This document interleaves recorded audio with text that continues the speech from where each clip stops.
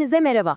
Bugün psikoloji tarihinin en önemli isimlerinden Alfred Adler'in hepimizin aklını kurcalayan o büyük soruyu ele aldığı temel eseri Ne için Yaşıyoruz kitabının derinliklerine dalıyoruz. Hayatın anlamına dair bu psikolojik yolculuğa hazırsanız hadi başlayalım. Adler, analizini tam da bu can alıcı gözlemle başlıyor. Düşünsenize, birine aniden dönüp, yaşamanın anlamı ne diye sorsanız, çoğu kişi muhtemelen bir an duraksar, değil mi?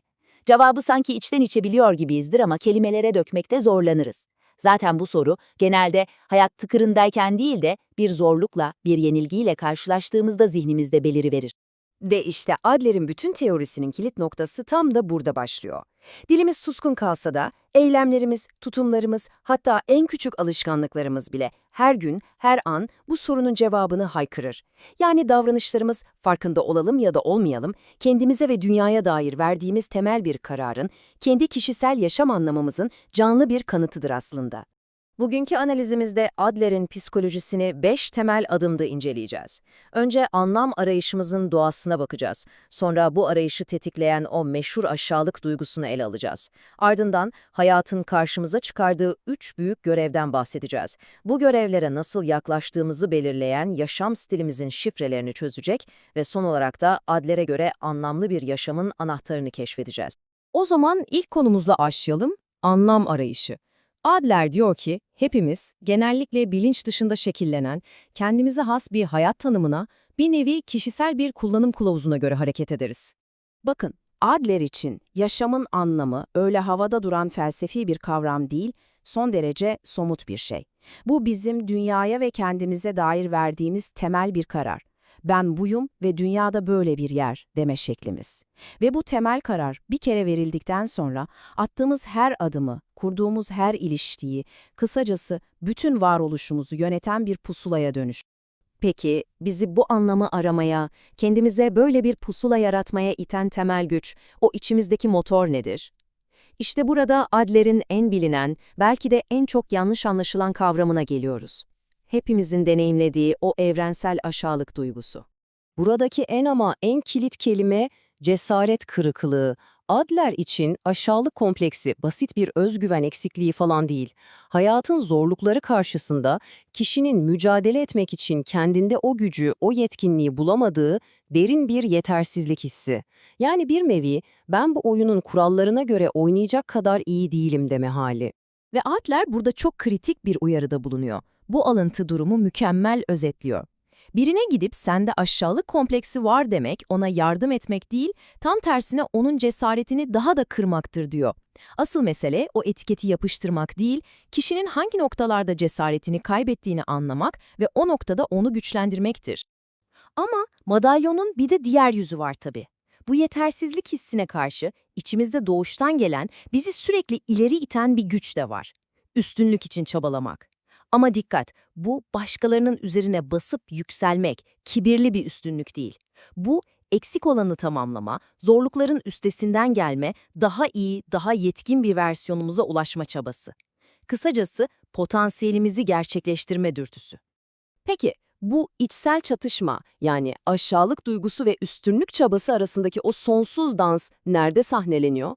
Adler'e göre hayat, hepimizin önüne kaçamayacağı 3 büyük sınav, 3 büyük arena çıkarır. İşte bizim hayat anlamımız da tam olarak bu arenalarda test edilir. İşte o 3 kaçınılmaz görev. Birincisi iş. Yani bu gezegende hayatta kalmak, bir şeyler üretmek ve varlığımızı sürdürmek zorundayız. İkincisi toplum. Diğer insanlarla bir arada yaşamak, onlarla bağ kurmak zorundayız. Çünkü tek başımıza bir hiçiz. Ve üçüncüsü de sevgi.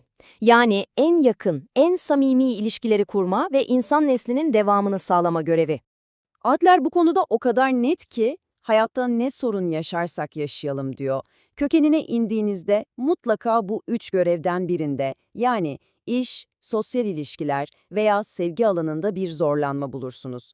Bu görevlere karşı tavrımız, hayatın nasıl anladığımızın en net fotoğrafıdır. Şimdi geldik en ilginç kısımlardan birine. Peki bu 3 büyük göreve nasıl yaklaştığımızı ne belirliyor? Adler buna yaşam stili diyor. Bu, her birimizin hayatla başa çıkmak için farkında olmadan yarattığı kişisel bir yol haritası. Bir nevi zihinsel bir plan. Düşünebiliyor musunuz, hayatımızın ilk 4-5 yılında Yaşadığımız deneyimlerle, edindiğimiz izlenimlerle, gelecekteki tüm davranışlarımızı yönetecek bir plan oluşturuyoruz. Bu yaşam stili bir kere oturduktan sonra pek değişmez. Ama Adler burada karamsar değil. Bu bir kader değildir diyor. Yeter ki farkına varalım ve onu yeniden şekillendirme cesaretini gösterelim. Peki bu kadar derine işlemiş, bilinç dışımıza kök salmış bir planı nasıl deşifre edebiliriz? Adler'in buna getirdiği yöntem gerçekten dahiyane. İlk anılarımızı incelemek. Çünkü ona göre aklımızda kalan o ilk anılar tesadüfiye değildir. Onlar yaşam stilimizin, hayata bakış açımızın bir özetidir. Gelin kitaptan somut bir örneğe bakalım. Bu anı 35 yaşında ve hiç evlenmemiş bir kadına ait. Sadece bu kısacık an bile onun yaşam stilini nasıl ele veriyor görüyor musunuz? Dünya tehlikeli bir yer, özellikle de erkeklerin olduğu yerler. Bu an onun sevgi görevine neden mesafeli yaklaştığını, neden yakın ilişkilerden kaçındığını özetliyor. Anılarımız yaşam stilimize uyan birer senaryo gibidir. Tüm bu analizlerin sonunda Adler bizi en tepeye, en önemli noktaya taşıyor. Madem hepimiz bir anlam arıyoruz ve bu anlamı yaşam stilimizle hayata geçiriyoruz, o halde sağlıklı, doğru, işe yarar anlam hangisidir? İşte Adler'in cevabı tek bir kavramda gizli: toplum duygusu. Adler, anlamı temelde ikiye ayırıyor. Bir tarafta sadece kişiye özel, onun kendi üstünlük çabasına hizmet eden, başkaları için hiçbir değeri olmayan kişisel anlam var. Diğer tarafta ise başkalarını da kapsayan, onların da hayatına dokunan, bütünün iyiliğini gözeten toplumsal anlam var. İşte Adlerci psikolojinin kalbi bu kavramda atıyor. Toplum duygusu. Orijinal Almancasıyla Gemeinschaftsgefühl. Bu basitçe sosyal olmak demek değil. Bu kendini insanlık ailesinin bir parçası olarak hissetmek, diğerlerinin iyiliğiyle ilgilenmek ve insanlığın ortak refahına katkıda bulunma yeteneği. Adler'e göre akıl sağlığının en temel ölçütü budur.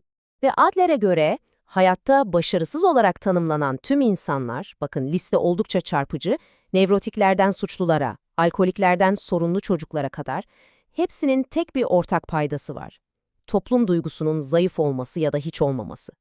Onlar hayatın o üç büyük görevini işbirliği yapmadan, sadece kendi kişisel ve dar anlamları çerçevesinde çözmeye çalıştıkları için tökezlerler. Ve sonunda Adler tüm felsefesini bu yalın ama inanılmaz güçlü cümlede özetliyor.